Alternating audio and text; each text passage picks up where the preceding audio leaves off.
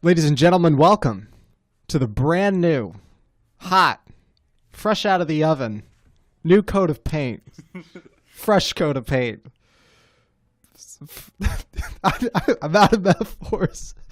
It is. Sorry, man. You've sold it. Is this thing on? From me, Tyler Daswick, and my co-host from Phoenix, Arizona, Emilio Cariati. How's it going, everyone? New name, new audience, new look, new lease on life.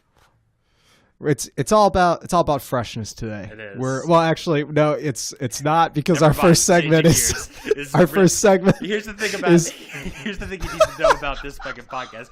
We talk about nothing relevant. If it's relevant, we don't fucking want to talk about it. We don't give a shit. We are talking about TV shows that came out literally decades ago. We are talking about a Netflix series from last year.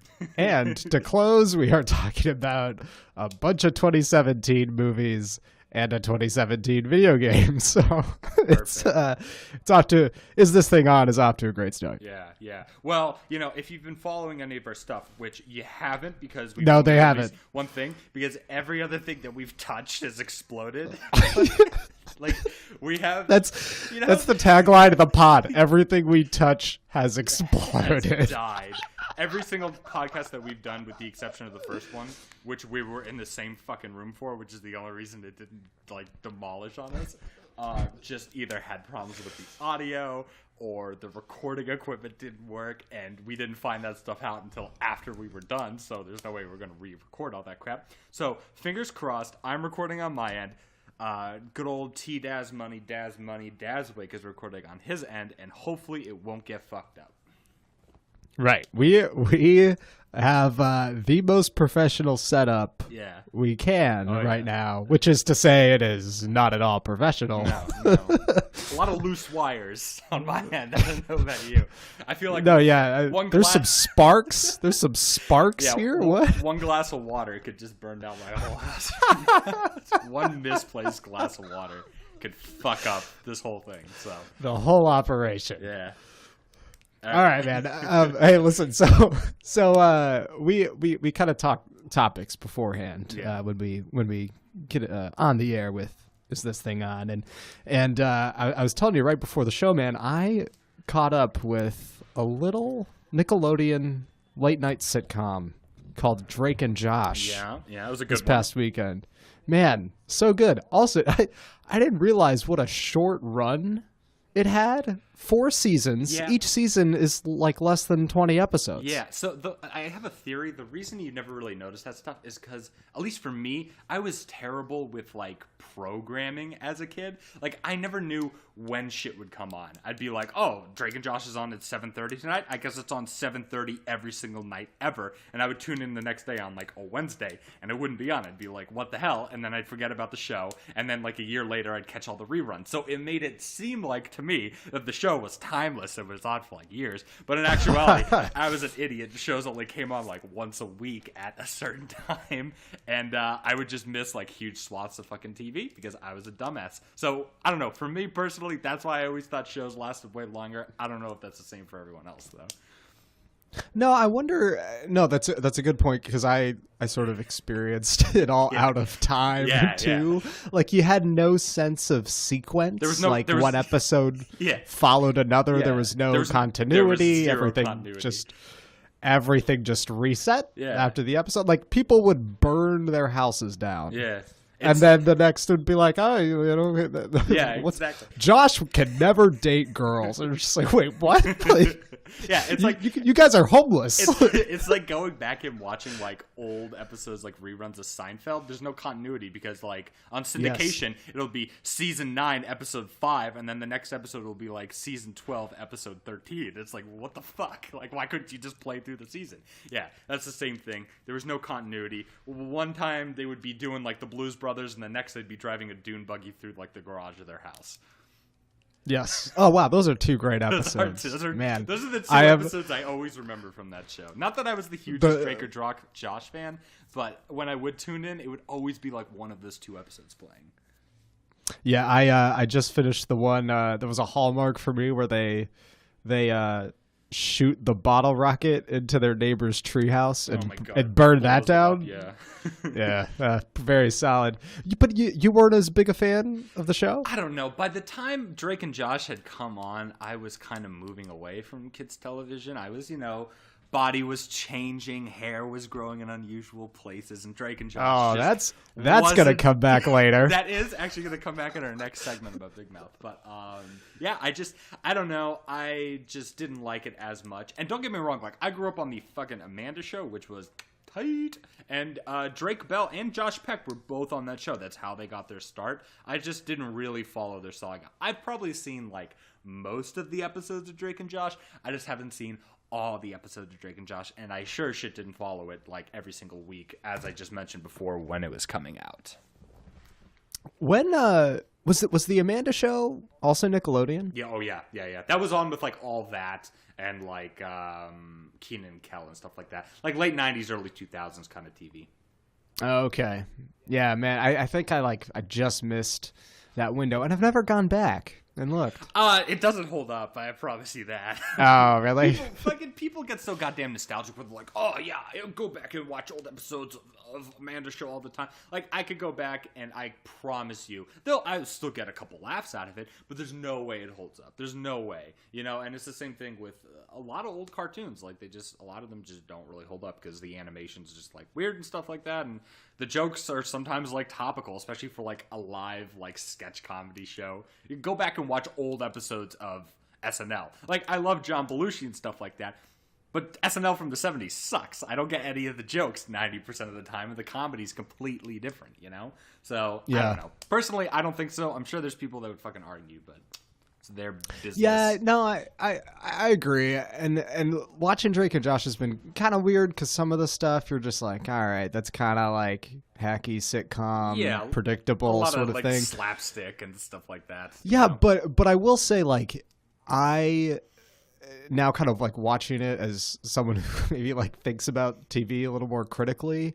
I do think the best part of that show was like their like sort of talent as physical actors. Like they can't really sell a line or a punchline super well, but dude, Josh Peck as like a physical actor is really funny. Yeah, he's kind of like a Jim Carrey, like a fat Jim Carrey, or like a John Belushi sort of like character. Yes. Yeah, I think that's what really inspired him to do that like Blues Brothers tribute in that one episode. And that episode was huge when it came out. They played it for like weeks afterwards. I remember their advertising and everything like that. And honestly, they did a pretty fucking good job. I think they went to like the Nickelodeon Awards dressed as the Blues Brothers, like John Belushi and Dan Aykroyd. Oh, no kidding. Yeah, I'm pretty sure. Don't quote me, but I'm like 90% sure. Don't quote me, but I'm like, 100% sure.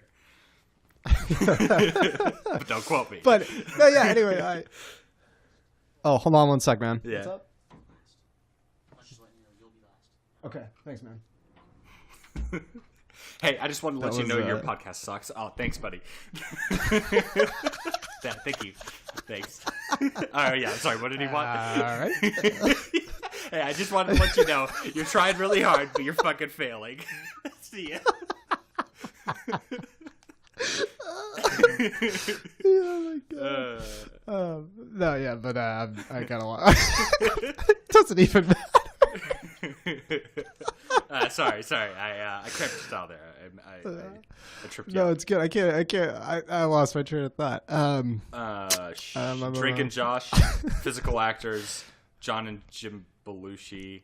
Oh no, yeah. I mean, I don't know. I think that was kind of my main takeaway. Some of the stuff that didn't kind of like click when you were a kid, like you hated Megan, their little sister. Oh, and now what the hell was that actress's name?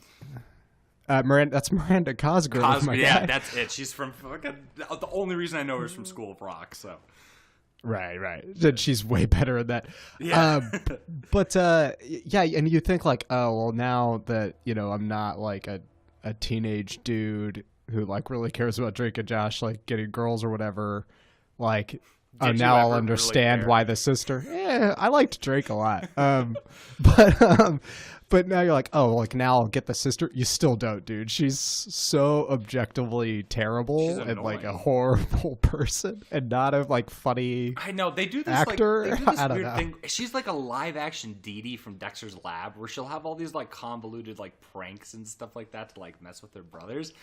But it just doesn't like look good in like live action. I don't know why. I just always thought like whenever they have that like goofy thing where, you know, they set up like a bucket of water or something like that over the thing, and then that's like the cutaway gag for the credits at the end. Like I always hated that shit, and that's pretty much her like entire character is. Oh no, Megan filled our cars with Jello. It's like, oh, fuck off. You gotta give me shit. Come on, just go back to the movie theater. Yeah. And that's pretty much all iCarly was just that for like 30 minutes with some commercials thrown in. Yeah, man, I haven't thought about iCarly in a long time. Yeah, that was way past that was like a good 2 or 3 years past the point of me giving a shit about that type of TV. Right. You know, so there was, what was it though? It was like a web show, right? That was the premise. Yeah. iCarly was like a web show. Which is surprisingly very topical for that I know. generation. And that was the point I was going to make. Like, surprisingly on like, the nose. Ahead of its time. Like, Revolutionary. iCarly was the revolutionary show. man, iCarly is the most foresightful show on TV. At Nickelodeon, holy shit. It definitely wasn't Angry Beavers. Damn. It was no Ed, that's for sure. Well, that was Cartoon Network. Let's not cross streams here. Oh, dang, you're right. Yeah. You mentioned when we were chatting, you mentioned Wild Thornberrys. Oh yeah. Well, okay, so at work, my boss at work got promoted, and we're on like teams, so she was like my team lead, quote unquote. So she got promoted, and I got moved over to like another boss who I fucking hate. She's really annoying, and of course she has to do like weekly team meetings. It's like every week you're in here, you're talking about your week, and I'm like, my week does not change. My job description does not change on a weekly fucking basis. There's absolutely nothing that I need to talk to this girl about every week. But regardless, every week she does the quote-unquote icebreaker of the week and then the joke of the week. I won't even get into the joke of the week. The icebreaker of the week this week was favorite cartoon growing up. Hers was the Wild Thornberrys. Got into a discussion about the Wild Thornberrys. There's your background. All right, so I'm trying to remember. I just remember the it was visually. It was like the Rugrats. Yeah, I think it was actually probably by the same studio, if I had to guess, because they did like they did the movie. Yeah. They did the crossover movie. Yeah, the Rugrats out of Africa or something like that, or something about Africa. Something like that. Anyway, yeah, I don't know. I don't remember if I particularly liked that show. Rugrats or Wild Thornberrys? Wild Thornberrys. I just have no. I love that show. I love that show growing up. That show was awesome. I really also liked animals growing up. Building a fucking koi pond in my backyard, no shit. But I really liked animals growing up as a kid. And so yeah, Wild Thornberrys was dope. And what's her face from Mean Girls is the voice of Liza Thornberry, and Tim Cummings or whatever his name is. Alan? No, Tim Cummings, right? Guy from not Little Shop of Horrors. How do you not know this? The really like famous actor. He just had a stroke. I think he passed away recently. Man, I don't know. Hold on. Okay, hold on. I gotta look this up. I'm on. You'll recognize him the second. I am on IMDb. Oh, Tim Curry. Tim Curry. That's not Tim Cummings. Tim Curry. Yes, Tim Curry was Nigel Thornberry, and it was fucking awesome. And I always Oh yeah, that's right. Flea is freaking the brother who talks in gibberish. I completely forgot. Oh my gosh, you're right. Yeah. See, that show was fucking awesome just for the cast alone. And then the premise was cool too. Girl who could talk to animals is fucking awesome. I loved it. Loved the Wild Thornberry. Whoa, hold on a minute. Who is okay? So yeah, I'm seeing that. Thornberry, she's a babe, and she was also dude. She is a huge babe. Yeah, she played Lacey Chabert. Gretchen Wiener. Oh my gosh, you're right. Yeah. Wow. And none for Gretchen Wiener. Yeah. Dang, yeah, the Mean Girls cast member we all forget about. Oh yeah, and she was in the 2 first seasons of Family Guy. She was the original Meg Griffin before they got Mila Kunis. No kidding. Yeah, if you go back and watch like the first season, it's fucking Eliza Thornberry as Meg, and she has like 2 lines probably in 2 seasons. And my dog is barking at the moon. Yeah, wow. Can hear them all the way through the line. Yeah, idiot. We'll cut that. It's fine. We'll fix that in post. This is a still flawless run. This is a perfect episode. Yeah, absolutely. Hey, so we got to hash out Big Mouth, our featured segment today. Before listener. we start that, can I ask you one last question about Drake and Josh? Yeah, sure. Why were you watching it? Dude, what prompted you to watch that show? Because, man, well, whenever I'm in between shows, I kind of look for basically like an entertainment reset button where I can kind of like take a break from It's like anything intensive. Palate cleanser. Yeah, exactly. It's the coffee of television. Right, but it's not like, but it's not even like refined. It's like a palate cleanser. If a palate cleanser was like a bag of Fritos, like you just like, kind of need to pick it out every once in a while. It's a guilty pleasure, right? Yeah, exactly. It just like feels different than like the sitcom I'm really into right now is Brooklyn Nine-Nine. Oh, but I don't like that show. Oh, really? Yeah. Dang. Well, we'll talk we about it. We can talk about it later. Yeah.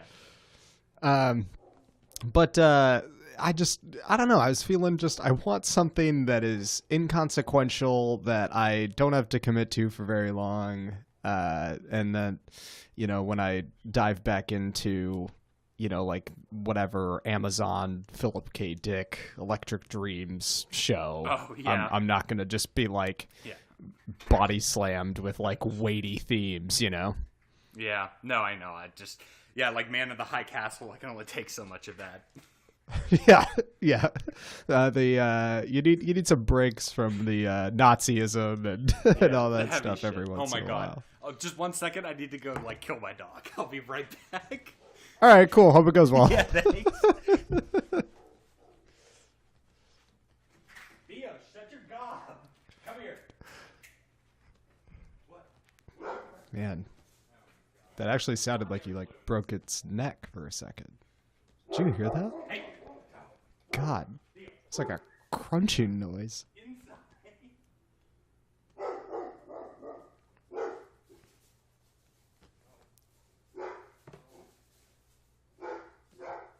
Theo's putting up a fight. Dares defy him.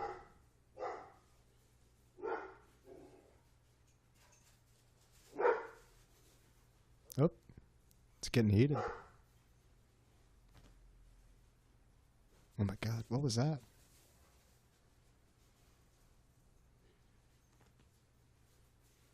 It's silent.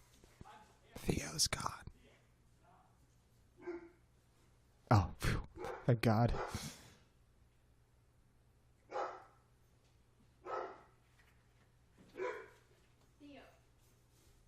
Oh, reinforcements.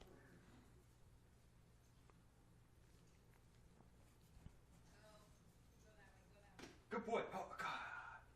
Just want to step in. So, my dog's a fucking genius, except if there's hot air balloons in the air. And then he'll just start barking at them like an idiot. So, Wow. Just had to chase him around the backyard. Yeah. Hey, back to what we were talking about. Yeah. I think I'd pretty much wrapped on Drake and Josh. Cool. Yeah, I don't know. I came across it on Hulu and was like, you know what? Knock out a little bit. Don't feel like watching anything else. And I know this isn't going to offend me or make me upset. I'll have no opinion of it one way or another. Right, exactly. Well, all right. I can support that. But speaking of things that might be offensive, this is a good segue into our main topic for this week's episode, Big Mouth, yes. The Netflix original series by Nick Kroll and John Mulaney, and then who's the other writer, longtime Nick Kroll collaborator? Yeah. Is it the Greek guy? I thought it was the Jewish guy. Gold. It's like Goldstein. I'm dead serious. It's like Goldstein. It's like Andrew Goldberg. Andrew Goldberg. Yeah. Wow. Yeah. Yep. Told ya. Yep. Good show. I really liked it. You seem to be lukewarm about it. Yeah, a little bit. Okay. I do think it's really funny.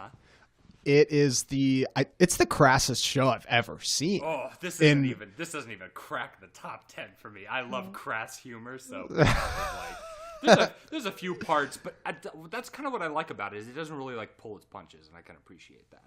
No, yeah, it's weirdly when I like the show the most when it to use an unintentionally apt metaphor, when it just kind of flops its balls out on the table. Like that's when I really like it the most. It kind of does that sometimes. You see some penis. Yeah. I think like the first episode you might see some brain.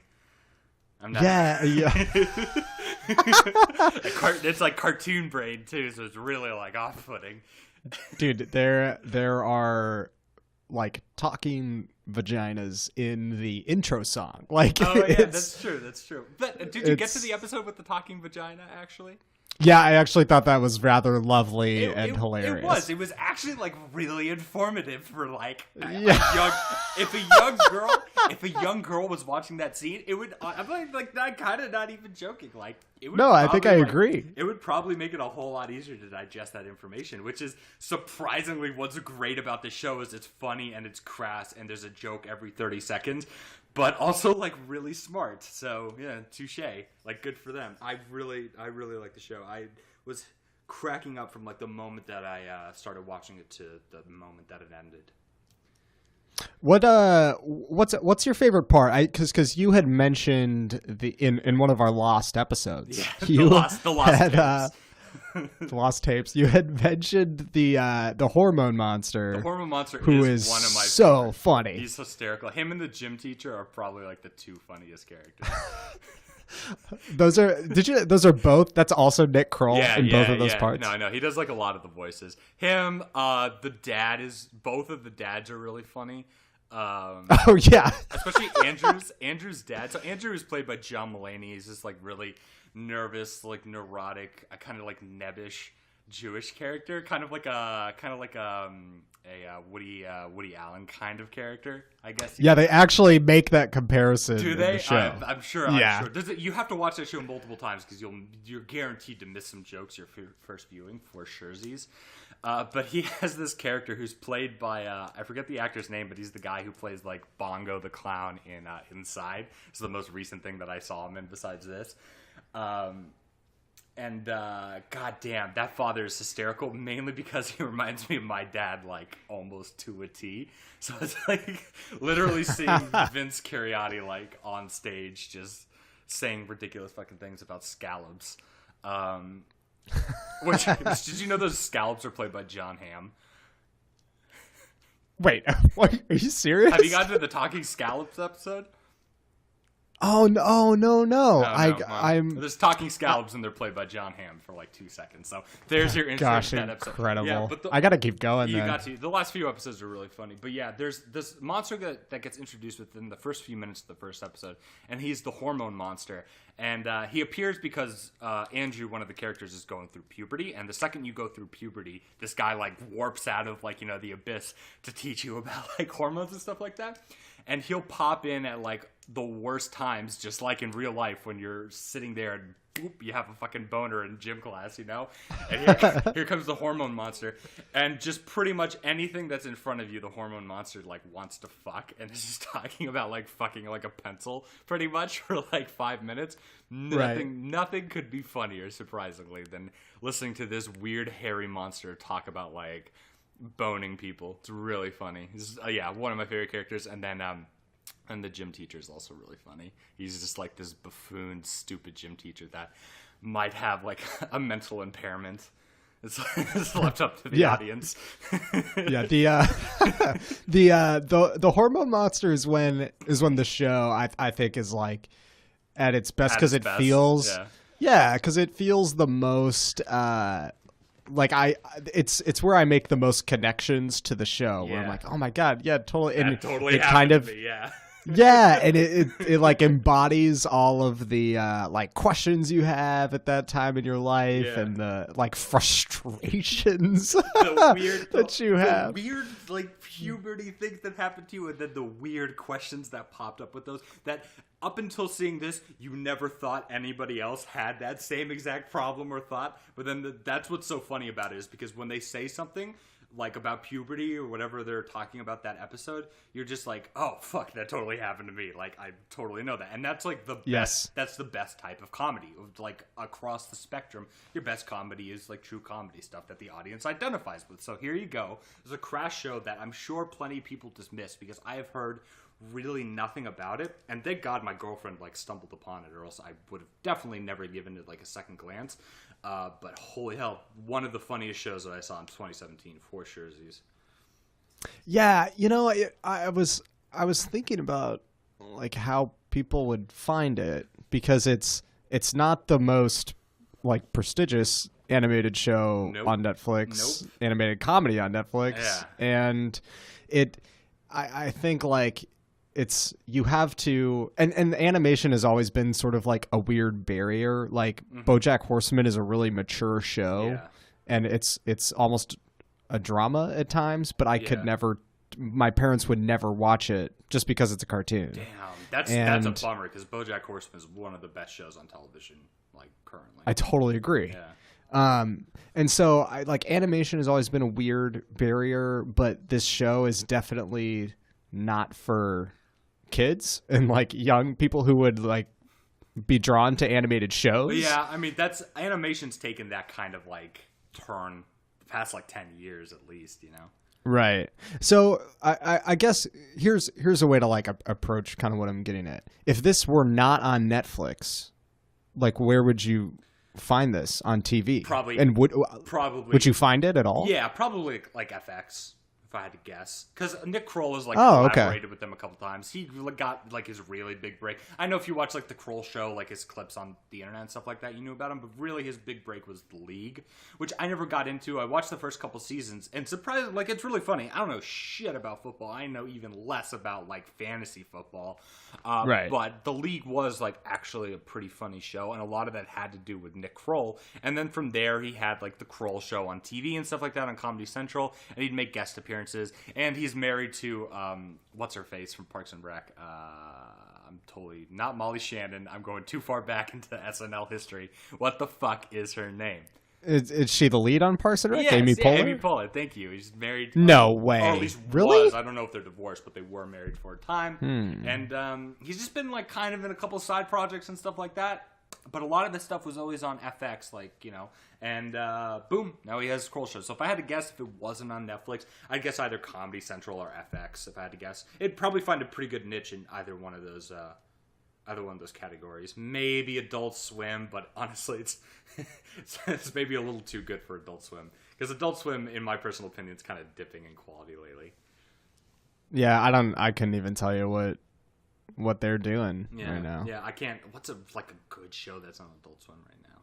I mean, there's like really niche stuff like the Eric Andre show, which may not even be fucking like running, oh right, you know. But I don't think Adult Swim's had like a good headlining show in probably about 2 years now.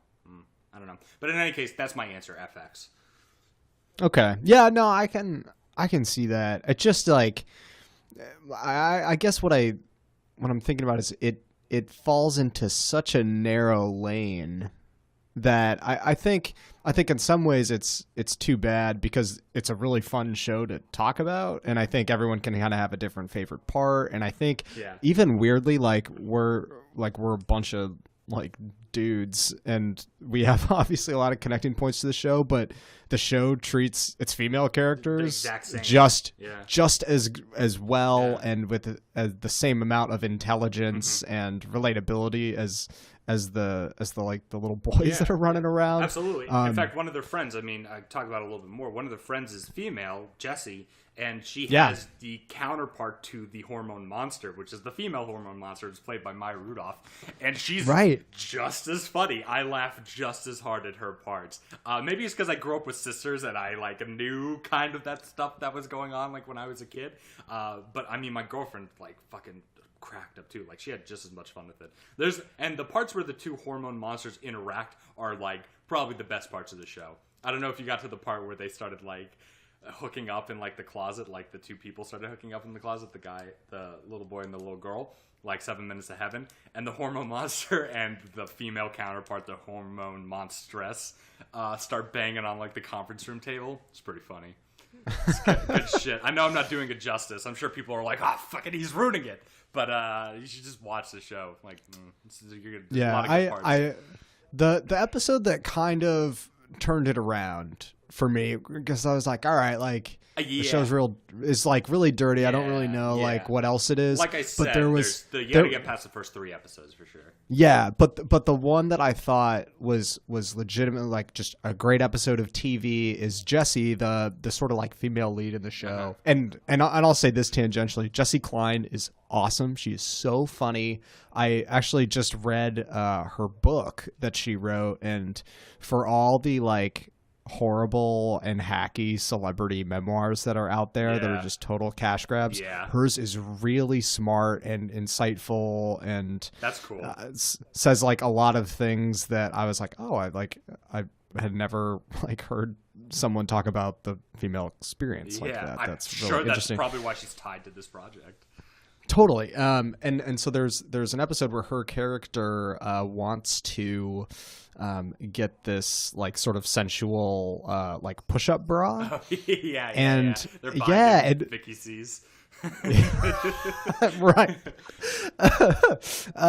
And that leads to a lot of comedy, but it also leads to a lot of scenarios where she wears the bra to school, and there are a lot of like social consequences that go with that between like obviously her and the dudes, but also her and the other like girls, her female classmates. And it just like it was so unexpected for the show to kind of like engage with that I was like, oh wow, this is legit good. Yeah, because what's happening. Because you see that, and then you go back on further reflection. I could tell you the first person in like 7th grade who got boobs, and it just changed the battlefield, you know? And that's pretty much like to a fucking T almost how that went down. Like to a T. They lost all their girlfriends because they all turned against them. All the guys wanted to like talk to them all of a sudden. It was fucking like hysterical. So that's a very good example of one of those points where it's very poignant. It's got something to say, which not a lot of comedy really has, because there's just so much of it right now. We're living in like the golden age of comedy right now, which is good and bad, because it's good because it's good comedy out there, but it's bad because there's also a lot of shitty comedy out there. And this has something to say, and I think it says it really well. Is there you've finished the show? I have not. Yeah, I've seen it like 3 times, so yeah.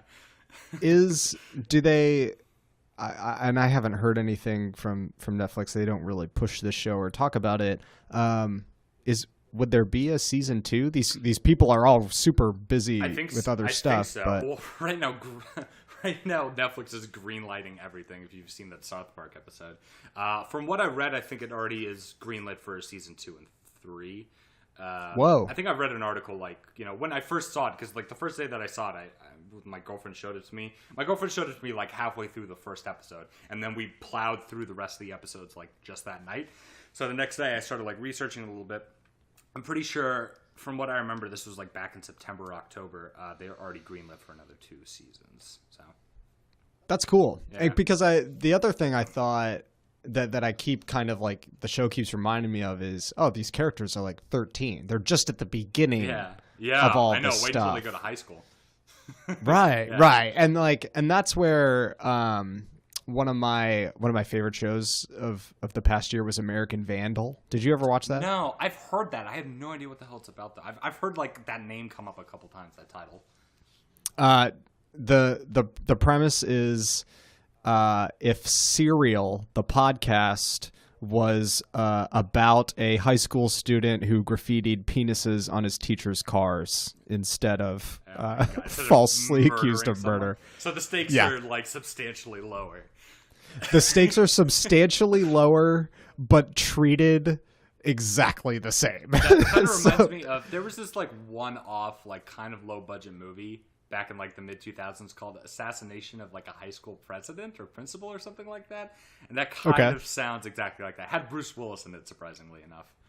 Oh, funny. Yeah. But anyway, I loved American Vandal because it's super funny, and it kind of leans into how absurd and crass its premises in ways that are a total delight, like Big Mouth. Yeah. But it also really in a sneaky and unexpected way, like Trojan horses in all of these like commentaries and ideas about like high school social politics, and Big Mouth is adjacent to those, but like isn't talking about them, and totally could do it in a super interesting and super funny way too. I think maybe I mean, they might talk about if they end up going the high school route, which I hope they do. I like seeing like characters kind of advance. I don't like 10 seasons of the exact same characters in the exact same scenarios, because you wear yourself out after that. I mean, look at fucking Family Guy, static characters like that, they eventually just die out. Right. So hopefully they go to high school, and hopefully they do that. It'd be like a new take on like a Mean Girls sort of scenario. Like I think once every 10 years we need something kind of like that to sort of just press in the pot and let everyone know what high school is like in this current age. Yeah, and you know what I think would be interesting for them to lean into is I've never really found something that highlights the differences between middle school and high school, and that there definitely are differences. Like I think of the I don't know how you feel about this movie, but the 21 Jump Street movie where I love that movie. Oh, dude, it's I'm glad because it's really funny. I literally just said my dad just watched 22 Jump Street because it was on TV and he thought it was hysterical. So I'm like, wait till you see 21 Jump Street. Wait, he watched the second one before? He watched the second one out of context and thought that was hysterical. And this is the man that the last movie that I saw him laugh at was like Young Frankenstein, which is objectively a great movie, but is very dated. Right. So, but I think one of the great parts of that movie that I think is super spot on is when they basically like they show them in high school when they were in high school, and then they have to go back and to try to blend in. They attempt to like recreate what made them cool 10 years ago, and they can't because so like the one strap.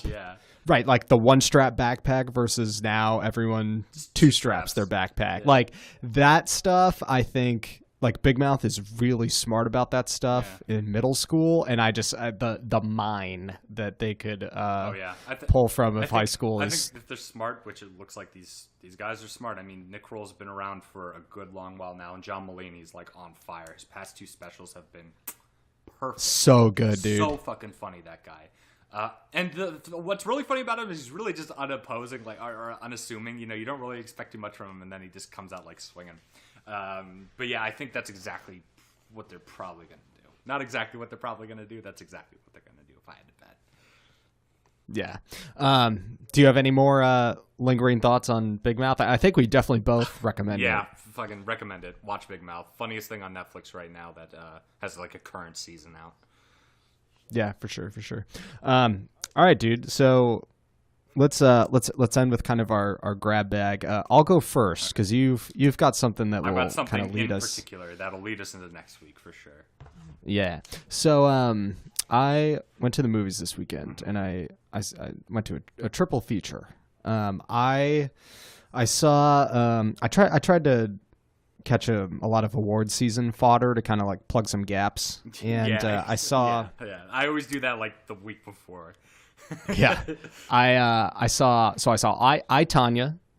I tried to get into The Post. They kicked me out, and I went and ended up in. What did you do? Go in naked? What the fuck? Did you have like a video? No. I might not have paid for a ticket. Oh my god! You movie hopped? I haven't done that in like 10 years. Oh no, yeah, dude. So I like. You got I like what like oh, good like. How embarrassing. Yeah. It was not great. Okay, but answer me this: did they throw you out by your collar and your belt?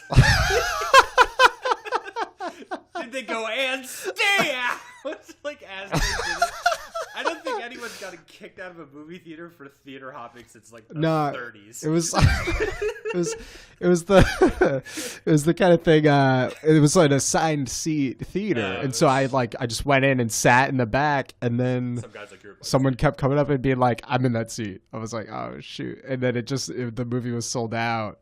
And whoops. And like the last person was like, "Yeah, you gotta go." And it's like, all right. So I walked out, and then I just walked right into another movie. Yeah. and that movie was Jumanji. And then the last movie I saw was well, hold on. So the last movie I saw was Phantom Thread, which was my kind of holdout. I wanted to see our boy Daniel Day-Lewis and Paul Thomas Anderson do their thing. But real quick about each of these movies. I, Tonya was the best movie I saw that afternoon. It is really good, dude. Interesting. I was trying to think. It's not really a sports movie. It's definitely closer to like it's supposed to be like a drama, like following this girl's life and her mental breakdown, right?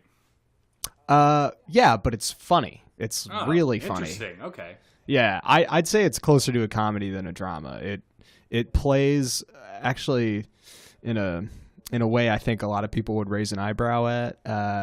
I think it pulls it off to an extent, but it even like plays her past with like domestic abuse for laughs in some situations, like seriously. Yeah, to the point where like there were a couple parts that are very straightforward and like you are supposed to be horrified at this, and a couple people in my theater didn't really know how to react, and like we're laughing at parts you should not have laughed at. Yeah, I get that. That's my life pretty much. Yeah, but but there are right. There are other parts though where like, you know, sure, longtime boyfriend, Tonya Harding's longtime boyfriend, was physically abusive, and he would hit her, and in the middle of like these scenes, Margot Robbie, who does a great job as Tonya Harding, would turn to the camera like Goodfellas style and like break the fourth quip. wall. Yeah. And those moments were pretty clever. Best part of the movie though is Allison Janney as Tonya Harding's mom. Just fantastic. So good, really funny.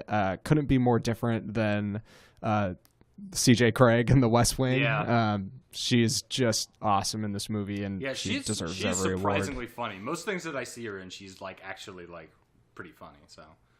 Yeah, I mean, was pretty clever on The West Wing. No, I'm sure she's like sharp, but I've seen her in like true comedies before, and she can actually do comedy pretty well. So I'm glad.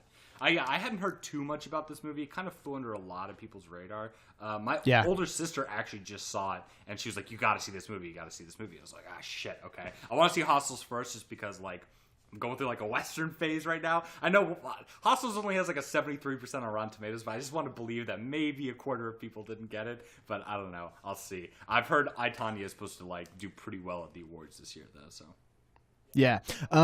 I'll give the floor to you, but I'll say this real quick. Jumanji 2 is not probably worth paying for, but I would definitely check it out when it comes to like Hulu or Netflix or whatever. Yeah. It is way better than I thought, dude. Interesting. It's pretty like paint by numbers and predictable, but it just like there's a lot of talent in it. The Rock is really charismatic. Yeah. Kevin Hart is like, his stand-up is kind of shticky, but he's not shticky in this movie. He actually like brings like sort of like a rough around the edges thing that The Rock doesn't, and they're really good together. Jack Black kind of like fulfills the sort of like kid comedy role, because he so like each of the like Jumanji players, Jumanji's a video game this time, and keeping it topical. Right. Up to date. But so they all like choose their character on the title screen, and then the game sucks them in and they end up being that character. Yeah. And a girl accidentally like picks Jack Black. Awesome. And that leads to kind of someone with like the kid-centric comedy. But again, like a physical comedy thing, Jack Black gets to do some kind of like fun Jack Black stuff. That's funny. Just from the trailers, it kind of reminded me of this movie called Land of the Lost with Will Ferrell that came out maybe. Yeah. That movie, I don't know if you ever saw it. I thought it was actually pretty funny. It is pretty funny. It's not bad. People were like panicking. I thought that movie was fucking pretty funny, actually. Danny McBride's in it. So yeah, I'm glad to see that this is probably around the same kind of caliber. Not highbrow, but still, enjoyable. Yeah, it was a total crowd pleaser. And then Phantom Thread, dude, it didn't look that good, to be honest. Dude, to be honest, I don't say this about that many movies. This movie was super boring. It looked super boring. It was so boring. And a lot of people say like, it throws a curveball. The trailer is misleading and and that's true, but the curveball is boring. Yeah. It kind of stinks. Daniel Day-Lewis is really good in it, and Paul Thomas Anderson is a great director. Is good. But that's strike 2 for PTA, man. He just did that one movie with Joaquin Phoenix that wasn't that great either. Oh, you didn't like Inherent Vice? I didn't see it. I did not like it. That's what it was. It was Inherent Vice. It was really boring. I couldn't tell you a single thing about that movie, honestly. That being said, Boogie Nights is like one of my favorite fucking movies ever. Yeah. So he's definitely done great work before, and people really like Punch Drunk Love. I don't personally like it that much, but people really like that movie. So I don't know. Yeah. PTA can swing and miss sometimes, I guess. Yeah, I mean, it felt like work watching it, and it was not very exciting. And not that I need like action or anything, but the drama I didn't care about it. And even in like movies that I think are just okay or even bad, I can like find something to kind of like latch onto and think about. I could care about this movie less. It was really boring, and that sucks. Yeah, I guess I won't see it then. That's a 2 thumbs way down. Yeah, but and the biggest thing that bothers me about it, and I wanted to talk to you about this.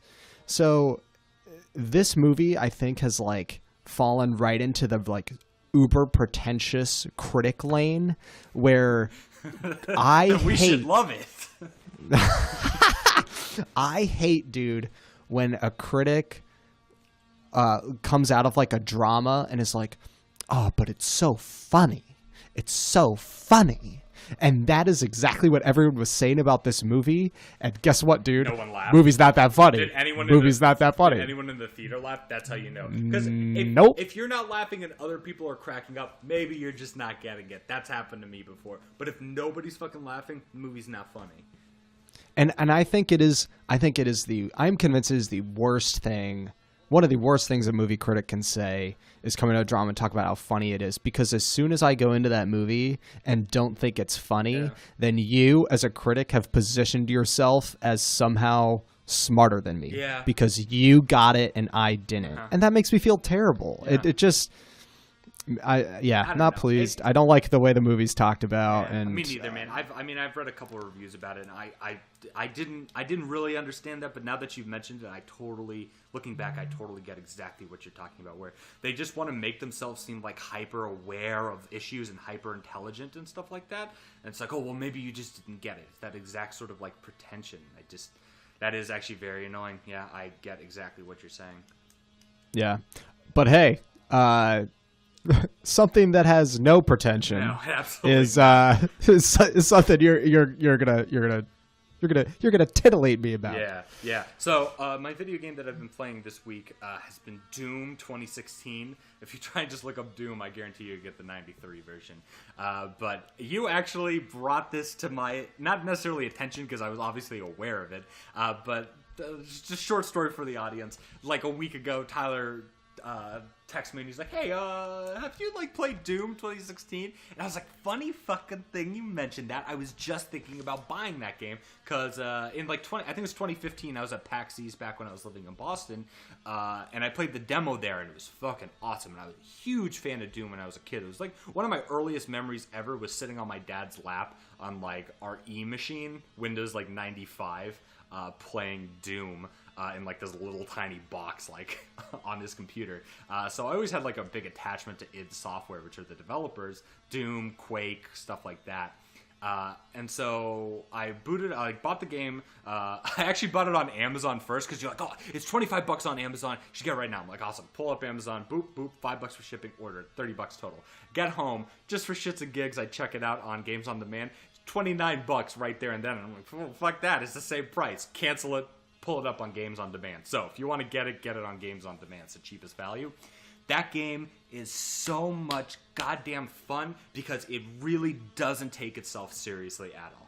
From the get-go, here's your mission. You're a badass space marine, you have a gun, kill the demon in front of you, boom. That's it. There's really not that much plot. The plot that's there is actually really interesting.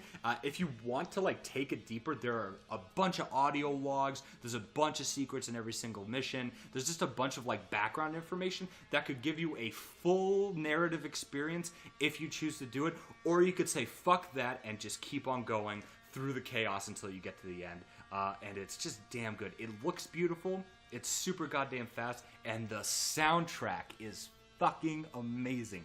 Oh my god, the soundtrack! I keep hearing this. Is it like a selection of songs, or is it like a score? No, what is it? So it's an original score. So the original music for Doom is like iconic. If you ask anyone who was around in the 90s, especially people that are like a few years older than us, say like 8 or 9 years older than us, because I was on the very tail end of this. I was pretty young to be playing Doom because it was a very violent video game. But my parents are like European; they're pretty laissez-faire about like sex and violence and stuff like that. So I got to play it when I was a kid, but if you ask anyone a little bit older than us, like say the Doom theme song, they could like hum it out for you. It was very iconic, like music, and it was kind of like metal-ish. You couldn't really tell because it was almost like 8-bit. There wasn't a lot of like good quality back then, but it had a big scene in like hardcore metal, and a lot of people like Rob Zombie has like a cover of the original Doom theme song, you know, and a lot of like metal bands will actually cover that song. So for the music this go around, they hired a musician named Mick something. I forget his name. He's an Australian guy, and he just really studied like the original music and stuff like that, and decided to do kind of like a metal score as well, with a little bit of synth. If you like Nine Inch Nails, kind of like industrial synth rock, you'll really like this too. So it's a blend of like metal with industrial synth. And I know if you don't like metal, don't even worry about it, because there is no other soundtrack possible that could be better for a game where you rip demons in half with your bare hands than fucking metal music. And if you have a good set of headphones, like I have like Razors, you know, Kraken Pros or whatever the fuck they're called. They're not fantastic, but they're not like cheap headphones either.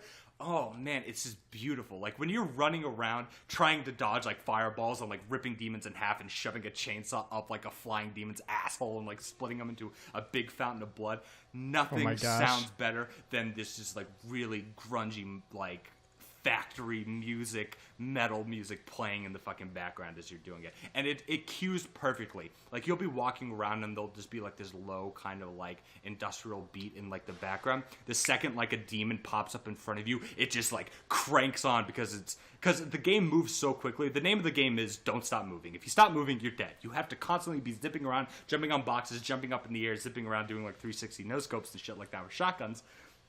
And so it expects you, the second you see a demon, it's like you cock your shotgun, you're like, all right, motherfucker, like, time to die. So the music just, like, kicks in. It's like, it's just fucking, like, kicking the shit out of everything. It's fucking fantastic. Best part about that game is the soundtrack. The rest of the game is fantastic, too. It's hella bloody, though. Like, I mean, the original Doom was very controversial for the amount of gore that was in it. This one is just as bad, man. It's about demons and stuff like that. It's just like, it's kind of like a goofy plot. Here's the plot. There's a portal in hell. There's a portal on Mars. It leads to hell. There's this scientific factory that's on top of it that's harnessing the energy of hell, and all the demons escape and kill everyone in the factory, and you're pretty much the only one alive, and you got to make your way out. Boom. That's it. Oh man, that's awesome. So, that's awesome. Imagine the soundtrack to that, and they got it like perfect. Highly recommend. Okay, so we're gonna do a full episode on this game. Oh, yeah. I'm gonna track it down in the next week or so, give it a playthrough, and we're gonna take our sweet time with Doom 2016. Yeah. Oh yeah. Make sure, one thing I will say, Tyler, and anyone who's listening, which we don't have any views yet, but, maybe some poor soul will stumble upon us. Take your time and try and find all the secrets that you can using your map. Because if you just blow through the game and you don't take any time trying to find the secrets and the medals and the runes and stuff like that, you're actually probably going to get pretty bored because it is repetitive. You need that palate cleanser, that breaking up of the excitement by kind of slowing down and looking for secrets. So I recommend doing that for sure. Cool. I am a collectible junkie in video games. Perfect. Anyway. An achievement hunter. That's what we call you. Ah, there we go. Trademark. All right, that's Doom. You can get it on Games on Demand. Might still be $30. Pretty good deal. It sounds like. Yeah. And I recommend I, Tonya and Jumanji. Wait on Jumanji, but I, Tonya is probably worth the price of a ticket. Good night out. That's still in theaters. Emilio, if people want to find you on the internet, where can they do that this week? So they can find me on pretty much just YouTube. You can find me on YouTube as the Cariati Kid. And then obviously you can find this podcast on Is This Thing On? Awesome. And you can find me on Twitter at Tyler Daswick, or you can read my culture writing at relevantmagazine.com. All right, man. Yeah. Anything else you got? No, that's it. Until next week, man. All right. Hey, this was the first episode of the brand new Is This Thing On podcast. Thanks for joining us, everybody. Have a good night, people.